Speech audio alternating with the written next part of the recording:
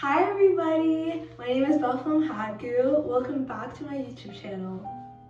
Today's a very special video. I'm going to be talking about classical music, my first love.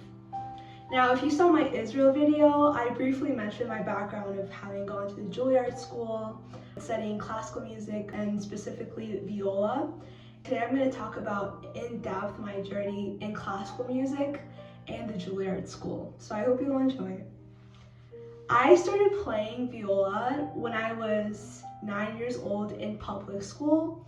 It was actually a requirement in my public school for all kids to pick up an instrument and learn an instrument. And all the instrument choices were viola, violin, cello. And how I started out was learning in school. And I remember the day we were picking out instruments, everyone chose violin. And at that time, I didn't speak a lot of English. Because like I said, I came from Eritrea. I'm an immigrant, and at that time I was just learning English for the first time because my native language is Tigrinya, which is the language of Eritrea. So at that time I didn't speak really well English, so everyone was picking instruments and everyone chose violin. And I always felt like I was invisible in school or in class at that time because I didn't speak English as well as the other kids who were natives of America. So I just said viola to get attention, and I got attention.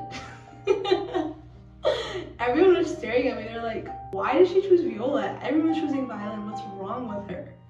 And once I got my attention, I realized, oh, I actually have to learn this instrument. So I started learning the instrument in school setting in terms of group classes, nothing private or one-on-one. So I just took it all the way up until about middle school, late middle school, 8th grade. And in 8th grade, there was a program that was designated for students who come from a financially disadvantaged / underserved background. And that was me. That's just my upbringing. I didn't grow up with money, and my family didn't have money, and so we were just always in that state. So that program was very conducive to my life at that time as a child. So I did that program, and it gave free lessons actually to the students, including me, from a 17, 18-year-old, a late teen who takes private lessons themselves, but are in an advanced level, advanced enough at least to teach someone my level / my age. And at the time I was about 14 / 15, and I did that program. It was an after school thing. The only thing I liked about it was because I got to have snacks. Can you think of anything more childish and shallow and dumb? Oh, they gave out free pizza and snacks, and that was just my childhood at the time because I grew up with very limited means, and so wherever things were available and resources, even food, that would just be the main incentive to pull up, to be honest. So that was a way they got me in the door, and also just getting to hang out with my friends after school at that time was the avenue I was able to get into.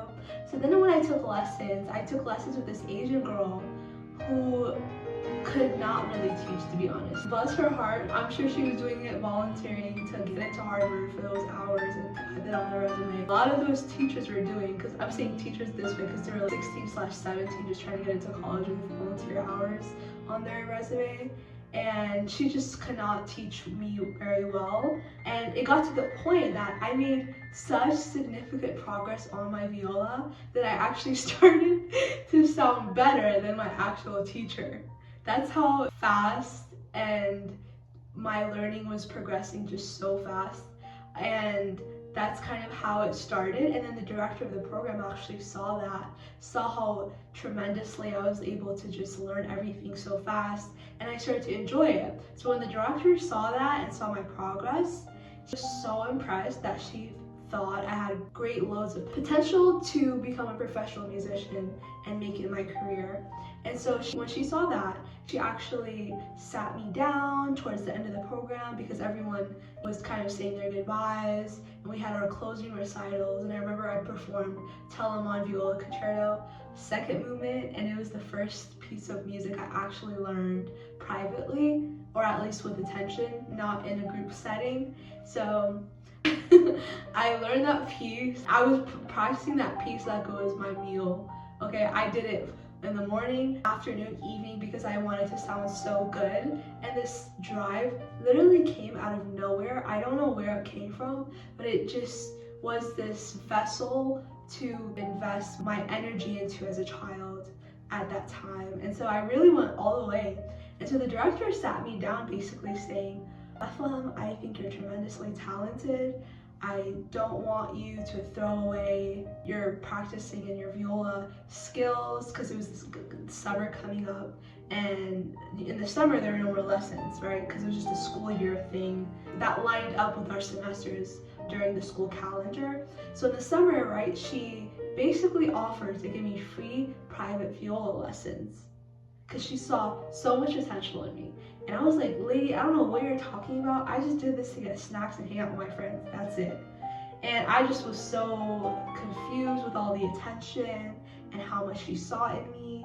She saw things in me that I could never ever see in myself, the kind of background I had in the neighborhood I grew up in and the school I went to at that time. I went to school with my classmates getting pregnant at 15, 16, and with cops arresting students, just like the most, when you hear public school horror stories, that was my reality. That's the kind of background I came from. So I have this white woman coming at me with all of this attention, saying that she sees potential in me. And I'm saying white woman because it was just very rare for a white teacher or something like that to give me that kind of attention to the point where she wanted to keep me as their student, because all my teachers are basically black because I went to a public school. So I was like, I guess I'll do it. And then I actually did it in the summer. Oh my gosh, that summer I probably practiced like I had nothing else going for me in my life. I practiced like it was my full-time job. I fell in love with practicing, with working hard, with playing my viola, making a good sound. I applied everything she taught me in that summer, and then she kept giving me lessons actually for a whole year. So for a whole year, I was getting free lessons from this woman, and people pay her a lot of money to get lessons, to get viola lessons, and she was giving them to me for free because she had such faith in me and believed in my hard work, and she really believed in serving underserved children, and that was me at that time. So I actually took lessons with her for a year, and she realized that, wow, I have nothing else to teach this girl. I don't know who else is going to teach her, and I can't continue. So at that time, I was sad because I became such close friends at that time, even though she was significantly older than me. As a mentor, she felt like a second mother. She would pay for things, she would buy me books, she would buy me a chin rest, shoulder rest, anything I needed for viola, she just did it for me. And I think that was the very first time I significantly felt God's presence in my life in that very significant way through that woman, where she just took care of me and gave me resources I could have never provided myself, nor my parents be able to provide for me. And so at that time, she said, Ava, I think you need to move on to another teacher. And I'm like, no, what? I love you. You're not teaching me anymore, because I've grown into a deep attachment with this woman, right? Because she saw something in me that I never could see myself. So then she had me audition for a program at the Kennedy Center. And I grew up in Alexandria, Virginia, by the way. I probably should have said that earlier, but anywho, I grew up in Alexandria, Virginia, but there was a program at the Kennedy Center for youth, for really talented children, to be able to get private lessons with a member of the National Symphony, and it's free. That was the best part of it all. It was free. It was basically like a pre-college program that you would get, but it would just took place at the Kennedy Center during some school times and / school hours. And you get free private lessons, you get to perform, you get to sit in on rehearsals at the National Symphony. I love that. And so I auditioned for it, and it was the biggest audition of my life at that time. I practiced so hard for it, and my dad took me to my audition at the Kennedy Center, and he's like, oh, he just like could not understand why I was going into music so seriously like this. Because he's like, I brought her from Eritrea, a third world country. I brought her to become a doctor or a lawyer. This is unbelievable. He just, I don't know, he moved in good faith and took me to where I needed to be, and I auditioned. I remember looking at all the judges on the panel. When I came in for my audition, they were all just smiling after I played, and I was like, wow, this feels nice. And then I got a letter with the congratulations on being accepted letter, and I was over the moon. And when I got into that program, and it was the most amazing thing that happened to me as a teenager at that time. And this opened up another world for me, a world of abundance, wealth, a proper music education, access to people I would never have met. And it really just taught me how much my hard work could take me and where it could potentially bring me to if I just really continued. So that was another God sign / God week. And all of these things were just happening so out of nowhere. I would have never thought that these things would happen to me. So once I did the National Symphony Youth Fellowship Program, I did that for 3 years. And then after I did that, I got lessons from a very beloved teacher of mine who I absolutely adored and still adore today. He completely changed my life, and he taught me in the most honest, direct way possible. So it was different. It was very different going from a very feminine, soft, spoon-feeding teacher to a hard, straight to the point, direct male teacher. I really love that. And I also have 3 brothers, so I'm used to that kind of language. So then when it got applied to me at Viola, sometimes it hurt, but it did what it needed to do because I progressed tremendously with him in that 3 years. So I was at the Kennedy Center during school hours, sitting in on rehearsals, playing recitals, my lessons. And my dad would drop me off at a train stop because I took the subway to DC at the Kennedy Center. Every day at that time, my dad would give me the exact change for a Chipotle bowl that I could buy for myself when I got back. And it was so nice. That was like my dad's slight way of saying, oh, I support this, even though I didn't really think he supported it, because he just wanted me to study a different field and to go into something else. But my dad would give me the exact change for it, and he would drop me off in the morning, and it would be so nice. And I skipped a lot of school, unfortunately, but the things I was skipping, I caught up within a matter of just a couple of hours of doing it on my own. That's public school for you. But then after I did that program, I actually applied to college. Now, I applied to 4 conservatories. Conservatory is a music school where you can study your instrument and classical music in a very confined, protected way, hence the word conservatory, is to conserve. And I applied to 4 schools, one of those schools being the Juilliard School. And to be honest, I really didn't think I could get into the Juilliard School. It's just, there's something about coming from the background I came from and only seeing that world being your future and no other world. And it was unbelievable because I was going into rooms and doors that this viola was taking me to, and it was only because of this viola. And I guess my hard work, but it's just unbelievable the amount of doors it opened for me. And that's when I auditioned for the Juilliard School. I'm just gonna talk about that because that's the school we both want to hear about, okay? Let's be honest. It's famous for a reason. So I applied for the Juilliard School, passed the first round, just pre-screening. So we sent in a videotape of yourself playing the required repertoire, and I did that, and I practiced very hard. And I got tapes that I needed to. And then I passed the first round. I was like, yay! So this means I get to go to New York City, audition for Juilliard in person.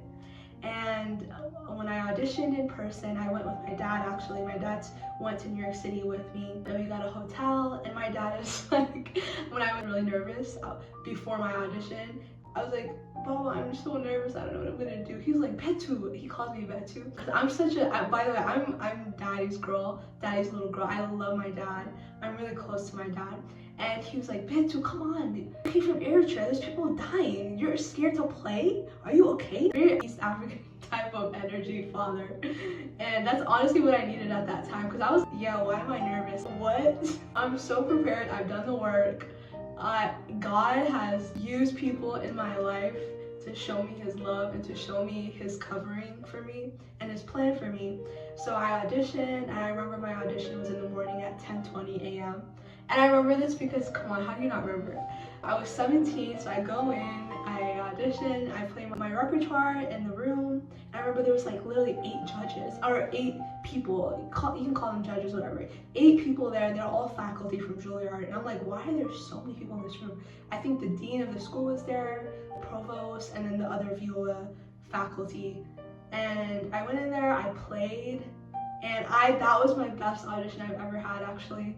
And I leave, and then the provost of the school comes up to me and he's like, congratulations. I'm like, congratulations? Like, I'm not gonna know until like 2 months later.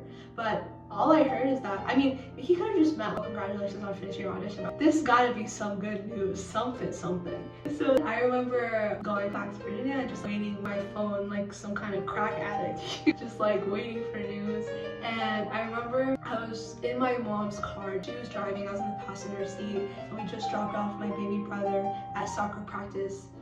He's not a baby, he's only 2 years younger than me, but I just see him that way. So we dropped him off, and I remember we were driving back home, and then I opened my phone, and I see congratulations, and I see the Juilliard portal, and I read congratulations. I lose my mind. And it wasn't even the congratulations. I keep reading.